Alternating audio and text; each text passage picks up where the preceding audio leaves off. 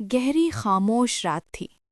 آسمان پر آدھا چاند بادلوں میں چھپا ہوا تھا اور شاہی محل کی سب سے اونچی مینار پر ایک لڑکی تنہا بیٹھی تھی۔ وہ تھی شہزادی آئلہ، حسن میں بے مثال مگر قسمت کی ماری۔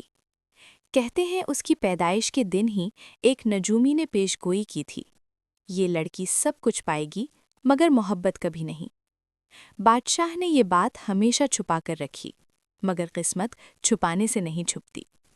شہزادی ابھی صرف 5 سال کی تھی جب اس کی ماں ملکہ زہرا ایک بیماری سے دنیا چھوڑ گئی۔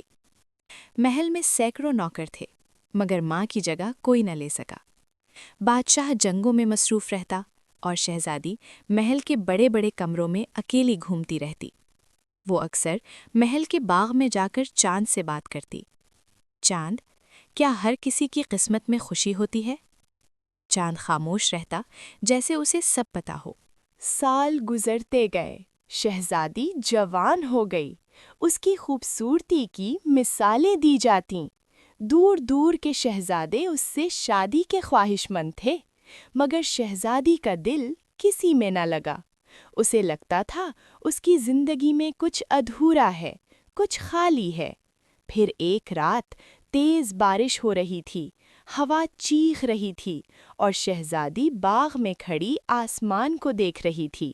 اچانک اسے جھاڑیوں کے پیچھے سے آواز آئی۔ وہ ڈر گئی مگر آگے بڑھی۔ وہاں ایک زخمی نوجوان پڑا تھا، خون میں بھیگا ہوا۔ وہ ایک سپاہی تھا، نام تھا سلمان۔ شہزادی نے فوراً نوکروں کو بلانے کے بجائے اسے خود چھپا لیا۔ اس کا علاج کیا، اس کی دیکھ بھال کی۔ کئی دن گزر گئے، سلمان ٹھیک ہونے لگا۔ وہ ہنستا تو شہزادی مسکرا دیتی، وہ بات کرتا تو شہزادی سنتی رہتی، اور پہلی بار اس کے دل میں محبت جاگی۔ ایک رات چاندنی میں سلمان نے کہا، شہزادی، آپ کو میرے ساتھ نہیں ہونا چاہیے، میں ایک عام سپاہی ہوں۔ شہزادی نے آہستہ کہا، دل کو رتبہ نہیں دیکھا جاتا سلمان۔ وہ دونوں محبت میں ڈوب گئے، لیکن بدقسمتی ابھی باقی تھی۔ ایک دن بادشاہ کو سب پتہ چل گیا، غصہ طوفان بن گیا۔ ایک شہزادی اور ایک سپاہی، یہ سلطنت کی توہین ہے۔ سلمان کو قید کر دیا گیا اور حکم دیا گیا صبح اسے سزائے موت دی جائے گی۔